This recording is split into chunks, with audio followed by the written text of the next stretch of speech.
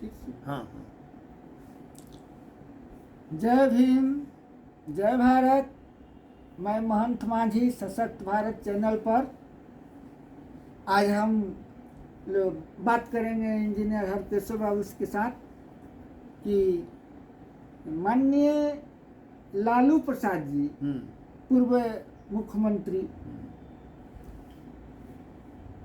ये आज एक आशंका व्यक्त किए हैं कि माननीय प्रधानमंत्री जो कहते फिरते हैं मोदी की सरकार, उनके जो मंत्री लोग हैं चाहे कैंडिडेट, उनका पार्टी के लोग, पार्टी के अनुषंगिक मालिक संगठन के लोग, संगठन के लोग तो कहें तो वो अलग बात है। हाँ। जो जिनको कैंडिडेट बनाए हुए हैं, अच्छा, वो वहाँ से भी आ रहा है। वो लोग मंच पर कह रहे हैं, जनता को बता रहे हैं कि इस बार 400 पार संविधान बदलना है। देखिए, संविधान बदलना है, इसलिए 400 पार उनको चाहिए। तो इसी पर लालू जी की आशंका है कि अगर इस तरह की बात कीजिएगा और जो बाबा साहेब अम्बेडकर ने संविधान बनाया है और गरीबों को, मूल निवासियों को, schedule caste, schedule tribe, backwards, most backwards, इस सबको जो अधिकार दिए हुए हैं, मतदान का अधिकार दिए हुए हैं, फ्री स्पीच यानी कुछ सोचने समझने बोलने का अधिकार दिए हुए हैं, है ना। ये सारे मौलिक अधिकारों को आप छीनना चाहेंगे तो जो सामाजिक न्याय के पक्षधर हैं वे लोग बैठे नहीं रहेंगे, रोड पर आ जाएंगे और आपको दौड़ा दौड़ा करके आंख निकाल लेंगे। इस तरह की चेतावनी दिए हैं। इससे लगता है कि उनको आशंका है कि जिस तरह से श्रीलंका में जनता वहाँ के राष्ट्रपति को उसके महल पर चढ़ करके, उसके रेसिडेंट पर चढ़ कर उनको देश छोड़ने के लिए बाध्य कर दिया। उस तरीके का स्थिति यहाँ पर उत्पन्न हो जाएगी और देश उथल पुथल में मच जाएगा, तो खून खराबा भी हो सकती है। इस तरह की बात, इस तरह की आशंका उनको है। इस पर आप दर्शकों को बताइए, मतदाताओं को बताइए कि वो सोचे समझे कि क्या स्थिति।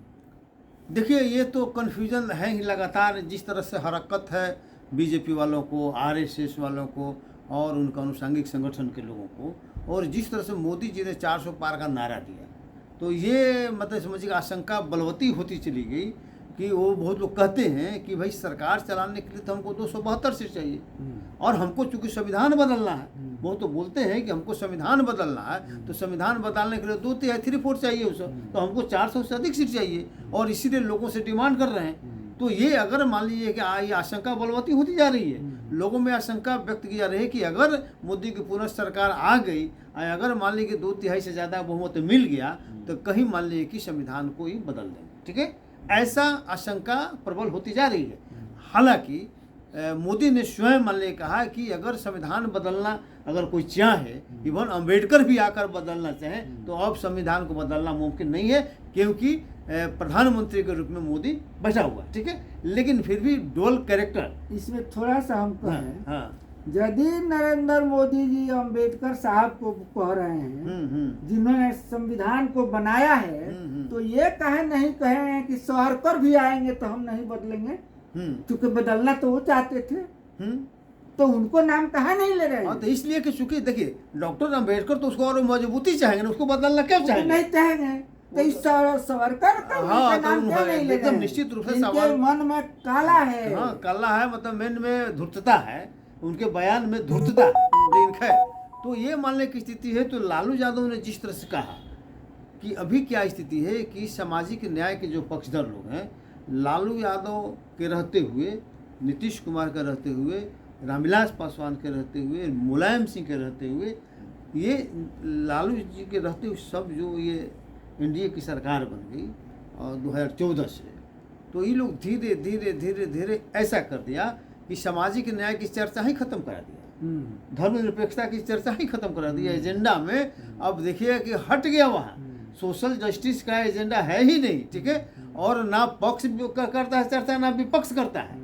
इधर अभी शुरू हुआ है, राहुल गांधी ने ये मान ले कि उनको कहीं बात समझ में आई है, उन्होंने सोशल जस्टिस के एजेंडा को आगे बढ़ाने का काम शुरू किया है, चर्चा मान ले कि शुरू किया है। मोदी ने उस चर्चा को पूरी तरह से ध्वस्त कर दिया था, धर्मनिरपेक्षता के सवाल को खत्म कर दिया था, और कोई धर्म का कोई सवाल ही नहीं उठाएगा, सामाजिक न्याय की कोई बात ही नहीं करेगा, ठीक है। लेकिन अब धीरे धीरे जो स्थिति हो रहा है, तो इसका वजह क्या है?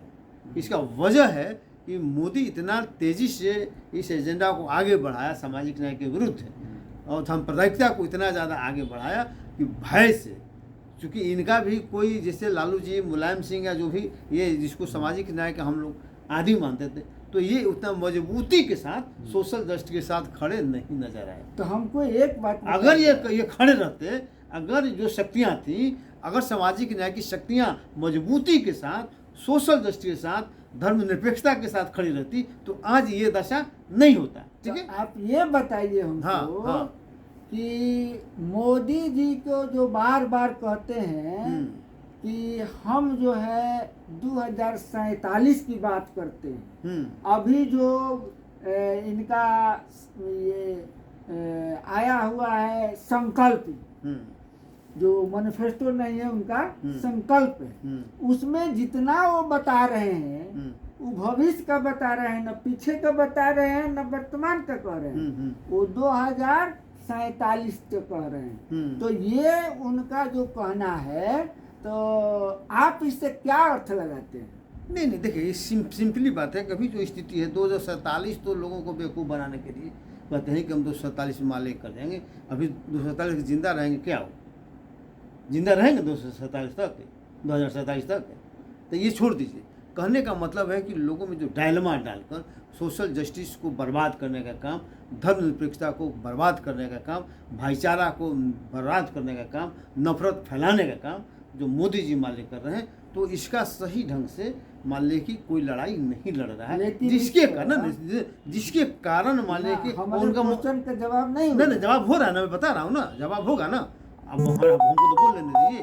तो उसके परिस्थिति मान ले कि जो स्थिति उत्पन्न हो रहा है, तो अब तो स्थिति होगा कि जनता कंफ्यूज हो गई है, इसलिए कि इधर से विश्वास नहीं रहा और उधर भी मान ले कंफ्यूजिंग मान ले कि हो रहा, जनता कंफ्यूजन के पोजिशन में। लेकिन जनता जिस दिन इस बात को समझ लेगी कि ये दोनों जो है सोशल जस्टिस का दुश्मन है, धर्मनिरपेक्षता का दुश्मन है, और सही मायने में जो संविधान का जो मूल भावना है, संविधान की मूल भावना के अनुरूप सोशल जस्टिस को, प्रतिनिधित्व के कानून को अगर स्थापित करना अगर दोनों चाहेगा, शुरू कर देगा, तो मान लीजिए होगा। लेकिन दोनों उससे बहुत दूर है, जिसके कारण सामाजिक न्याय की धारा कमज़ोर हुई है, धर्मनिरपेक्षता की धारा कमज़ोर हुई है। तो लेकिन जिस दिन इन लोगों को समझ में आ जाएगा, धीरे धीरे धीरे लोग समझना शुरू किया है, राहुल गांधी ने इस लड़ाई को छेड़ा है।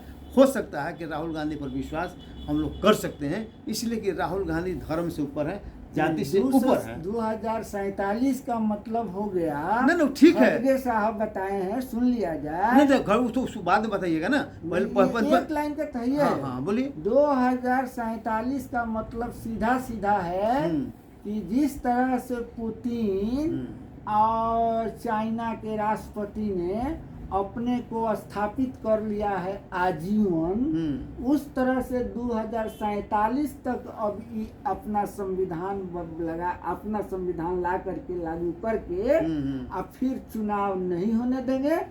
2047 का मतलब है कि जितना दिन यहाँ सुनिए, लोकतंत्र स्थापित है यहाँ, ठीक है। बहुत दिन तक डायलमा में किसी को नहीं रख सकते हैं। लालू यादव ने जिस तरह से बोला ना कि लोगों को जिस दिन बात समझ में आ जाएगी वही समझाना है, तो उस तरह आँख फोड़ने का ना बात बोल रहे हैं। इतना रगेदेगा दोनों को, इतना कस के रगेदेगा कि इसको कहीं जगह नहीं मिलेगा और भागना पड़ेगा देश छोड़ के लोगों को। तो इसलिए ये कन्फ्यूजन में नहीं रहना चाहिए।